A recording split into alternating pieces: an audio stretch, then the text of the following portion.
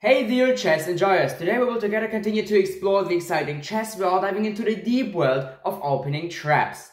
And today's topic is a very fast and safe trap for white in the Italian game called the fried liver tag.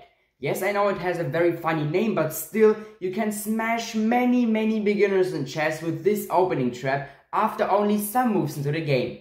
So let's not waste time anymore and jump right into it.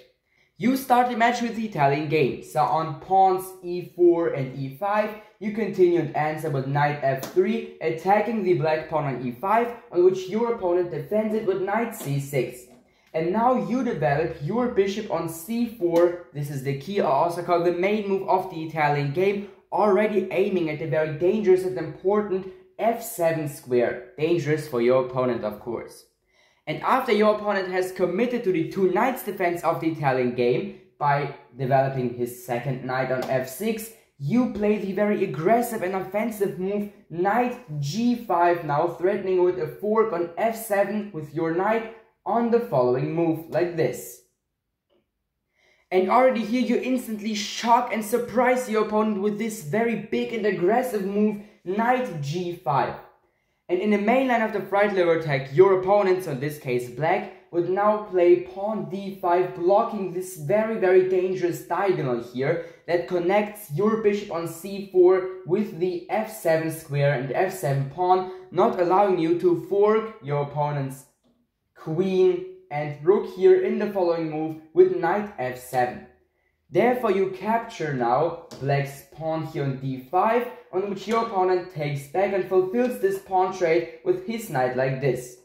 And now you surprise and even shock your opponent more by sacrificing your knight by capturing the black pawn here on f7 with your knight like this. And after our opponent has captured back your knight with his king on f7, you now fork your opponent with queen f3 like this, not only checking the black king but also attacking now with the second chess piece the opponent, so the black knight on d5.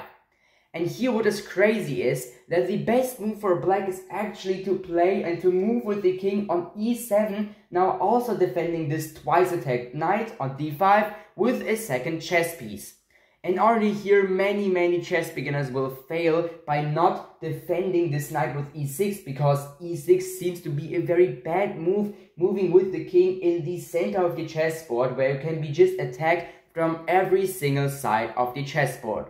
And therefore many chess players and chess beginners especially won't move on e6, but rather, let's say on the worst square, g8 like this.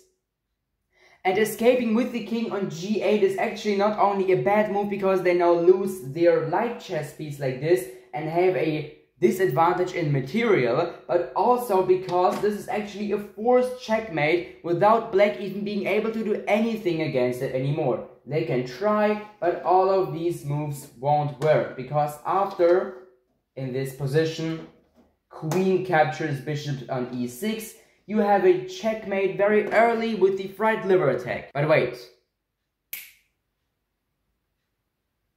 What is if your opponent is smart enough to escape with the king on e6, also defending his now twice attacked knight on d5 with his second chess piece? Are you now going to lose the game? No, of course not, don't worry. Just look at the opponent's position here, especially at the opponent's king here on e6. You just continue with adding more pressure on the opponent's knight on d5, by developing your second knight on c3. Black can defend it, which is already hard to see, but with knight b4, and here you just continue playing chess. You can do the short casting, for example, have more safety for your king, and in the following moves just continue attacking your opponent and adding more pressure on this very bad position here by black, by, for example, playing moves like d4, pawn d4, and so on and so on. So this wasn't only with this video in which I have shown you the crazy, brutal and very fast opening trap called the fried liver attack in the Italian game. Don't forget to subscribe to this YouTube channel, and if you liked this video, leave a like and write down there in the comments about which other chess topics you want to have a brand new video on this channel. Thank you very much for watching. Until next time, bye!